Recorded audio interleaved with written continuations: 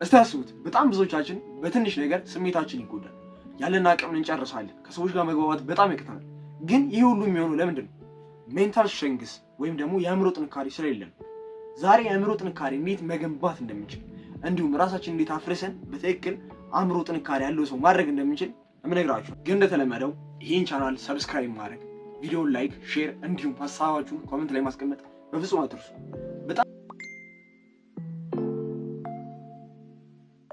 በጣም ብዙዎቻችን የምንሳሳተው ትርጉሙን በትክክል ያላውቀው የአእምሮ ጥንካሬ ግን ምንድን ነው? የአእምሮ ጥንካሬ ማለት ሶስት ነገሮችን ያቀፈ ነገር ነው። ዲሲፕሊንን፣ ሬዚሊየንስን እንዲሁም ኢሞሽናል ሬጉሌሽንን ነው። እነዚህ ሶስት ነገሮች በአማርኛ ከፋፍዬ ላስረዳችሁ። ኢሞሽናል ሬጉሌሽን ማለት ስሜትን የመቆጣጠር አቅም ሲሆን፣ ሬዚሊየንስ ማለት ደግሞ ስሜትን ገድቦ በትክክል ማድረግ የሚፈልገውን ሲሆን እኛ ማድረግ የምንፈልገውን ነገር ማድረግ መቻል ነው። ዲሲፕሊን ወይ ነው ራስን መግዛት ነው። እነዚህን ሶስት ነገሮች ትንሽ ብሬክዳውን ልስጣችሁ። ሬዚሊየንስ ስንል አሁን ለምሳሌ እናንተ በጣም ደክማችሁ እንቅልፋችሁ መጥቶ መተኛት እየፈለጋችሁ የሆነ መጽሐፍ ማንበብ እንዳለባችሁ አምናችሁ ታነባላችሁ። እስኪ ጥያቄውን ኮሜንት ላይ መልሱልኝ። ይሄን ማድረግ ከቻላችሁ ዩ አር ሬዚሊየንት፣ በትክክል ሬዚሊየንስ አላችሁ። ማለትም ስሜታችሁ የሚላችሁን ሳይሆን እናንተ ማድረግ የሚገባችሁ ነገር ነው እያደረጋችሁ አላችሁት፣ ያደረጋችሁ የምትቀጥሉት። ይሄን ማወቅ በትክክል ከእናንተ ይጠብቃል። ሁለተኛው ራስን መግዛት ወይም ዲሲፕሊን። ዲሲፕሊን ማለት ደግሞ አንድ ነገር ደግሞ ደጋግሞ የማድረግ ጥበብ ነው። ለምሳሌ ልጠይቃችሁ እስኪ ጂም አንድ ወር ሙሉ በትክክል ሳታቋርጡ የመሄድ አቅም አላችሁ? አንድ ወር እሺ ትንሽ ነው ልንል እንችላለን። 6 ወር በትክክል የመስራት አቅም አላችሁ? አያችሁ፣ ይሄ ካላችሁ ዲሲፕሊን አላችሁ ማለት ነው። ይህን መገንባት የቻለ ሰው በትክክል ዲሲፕሊን እንዳለው ማመን ይችላል። በሌላ መንገድ መረዳት ትችላላችሁ። ለምሳሌ የሆነ ስራ ጀምራችሁ 6 ወር ሙሉ ሳታቋርጡ መስራት ለእናንተ ትርጉም በሚሰጠው መንገድ መረዳት ትችላላችሁ። ዲሲፕሊን ግን ይሄ ነው። ሶስተኛው እንዲሁም ዋናው ነገር ደግሞ ኢሞሽናል ሬጉሌሽን ነው። ኢሞሽናል ሬጉሌሽን ማለት ስሜትን መቆጣጠር መቻል። ለምሳሌ አንድ ሰው መጥቶ ቢሰድባችሁ ቀጥታ ትሰድቡታላችሁ ወይስ የሰደባችሁ ተሳስቶ እንደሆነ ወይ ደግሞ ስሜት የሆነ እንደሆነ አስባችሁ ራሳችሁን ለማረጋጋት ትሞክራላችሁ? ኢሞሽናል ሬጉሌሽን ማለት ማንኛውንም ነገር ቢመጣ ራሳችንን ገድበን ያ ነገር ካለፈ በኋላ በትክክለኛው መንገድ ገለጻ መስጠት ነው። እነዚህ ሶስት ነገሮች ያቀፈ ነው የአእምሮ ጥንካሬ። አእምሮ ጥንካሬን እንዴት ነው ከቡሊነስ የምንለየው ወይም ደግሞ የሆነን ሰው ከመጨቆን? አእምሮ ሬዚሊየንስ አለን እና ቡሊ ማድረግ በጣም የተለያዩ ነገሮች ናቸው። አእምሮ ሬዚሊየንስ አለን ወይ ደግሞ ስትሬንግዝ አለን ማለት ሰው ላይ ምንም መጥፎ ነገር አናደርግም ነው። ቡሊ ማለት ደግሞ አእምሯቸው ገና ያልጠነከረ ራሳቸው መቀበል የሚከብዳቸው አቅማቸው ገና የሆኑ ሰዎች ላይ መበረታት ማለት ነው።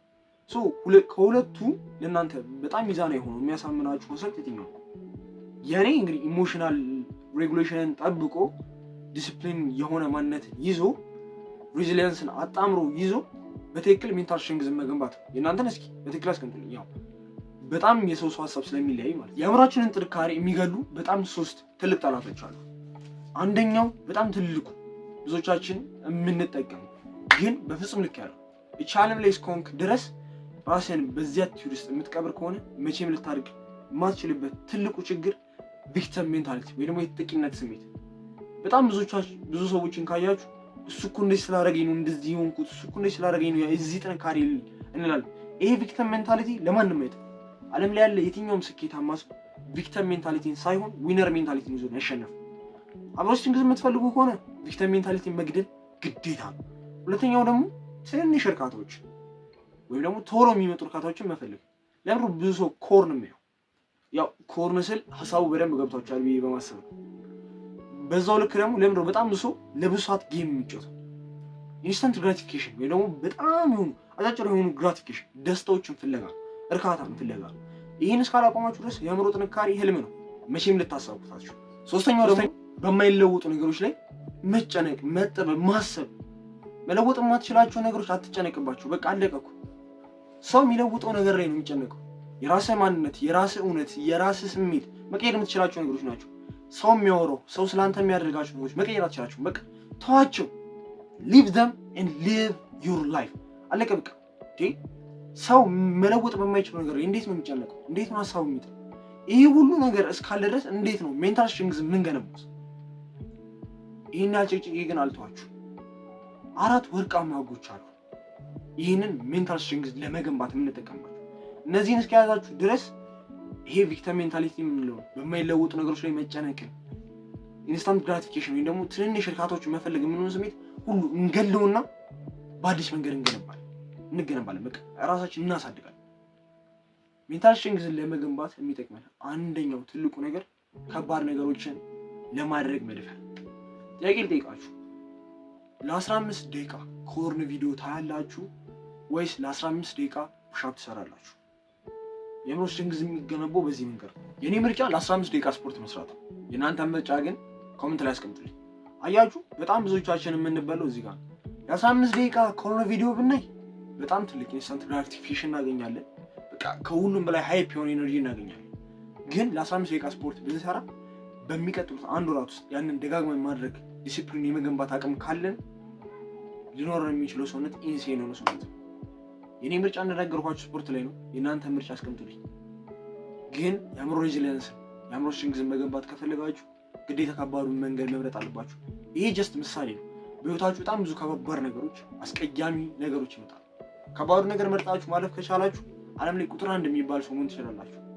ግን በትንሿ ነገር እየረካችሁ የምትቀጥሉ ከሆነ ዓለም ላይ ካለ ሰው ሁሉ በታች ሆናችሁ መጨረሻችሁ አያምርም። ሁለተኛው ደግሞ ሰርክል ኦፍ ኮንትሮል ወይም ደግሞ መቆጣጠር የምንችለውን ነገር ማወቅ። አሁን ለምሳሌ ሁለት ነገር እንደ ምሳሌ ላቅርብላችሁ። የሰው አስተያየት አለ፣ ከዛ ራሳችን ስለ ራሳችን ያለ አስተያየት አለ። የትኛውን ነው መለወጥ የምንችለው? የሰውን አስተያየት መለወጥ አንችልም። ስለዚህ እንተዋለን፣ ከኛ እንወጣለን። ሁለተኛው ደግሞ የራሳችን አስተያየት ነው። የራሳችንን አስተያየት ደግሞ በትክክል መለወጥ እንችላለን። ለምሳሌ ዛሬ ቀጫጫ ልትሆን ትችላለህ። ዛሬ የሚያስደስት ኑሮ ሊያትኖር ትችላለህ። ይሄ ግን ያንተ አስተሳሰብ ነው። በትክክል መቀየር ትችላለህ። ማለት ግዴታ ጂም መግባት አይጠበቅባችሁ ሰውነታችሁ እንዲስተካከል። በቤታችሁ ውስጥ ጥሩ እንቅስቃሴ ማድረግ እስከቻላችሁ ድረስ ሰውነታችሁ ይቀየራል። ሁለተኛው ደግሞ የምትደሰቱበትን ነገር በመምረጥ መቀጠል ትችላላችሁ። የምትደሰቱበት ነገር ስል እዚህ ጋር ምናምን ይሄ ኮርን ቪዲዮ ምናምን የመሳሰሉት ነገሮች በትክክል ደስታ ይሰጣችኋል።